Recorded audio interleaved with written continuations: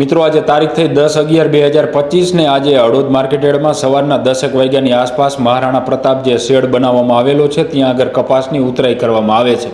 આમ તો જો કે અત્યારે હળવદ માર્કેટયાર્ડમાં કપાસની પુષ્કળ પ્રમાણમાં આવક છે। આજે સવારના જ્યારે હરાજીનું કામ ચાલુ હતું ત્યારે કોઈ અગમ્ય કારણોસર એક કપાસના ઢગલામાં આગ લાગીને એના કારણે આજુબાજુના 7 ઢગલામાં જે આગ પ્રસરી ગઈ। જો કે આગ જે છે એ એટલી બધી ખાસ વિકરાળ કંઈ હતી નહીં અને તાત્કાલિક ફાયરની ટીમને પહોંચી ગઈ, પાણીનો મારો ચલાવ્યો, એના કારણે આગ પણ કાબૂમાં આવી ગઈ। જો કે ઘણા બધા મિત્રો એવી અફવાને બધું ફેલાવે છે કે ભયંકર આગ લાગીને મોટા પ્રમાણમાં નુકસાન થયું ને આવી બધી અફવાઓ જે છે એ ફેલાવે છે। આ કયા કારણોસર લાગી હજુ સુધી ખબર નથી, કારણ કે માર્કેટયાર્ડમાં સીસીટીવી કેમેરાને છે એટલે કેમેરા તપાસ કરશે ત્યાર પછી ખબર પડશે।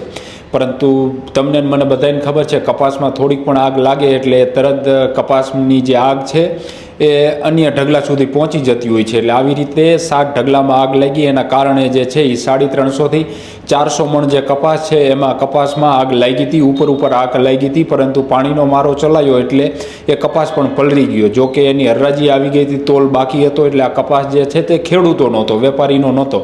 એટલે માર્કેટયાર્ડ પણ હવે નક્કી કરી રહ્યું છે કે ખેડૂતોને નુકસાની ન આવે, ખેડૂતોને નુકસાની ન ભોગવવું પડે તે માટેનો થઈ અને તે પણ પ્રયત્નો કરી રહ્યા છે તેવું માર્કેટયાર્ડના સેક્રેટરી મહેશભાઈ પટેલ જે છે હમણાં પૂછ્યું એટલે એમને જણાવ્યું।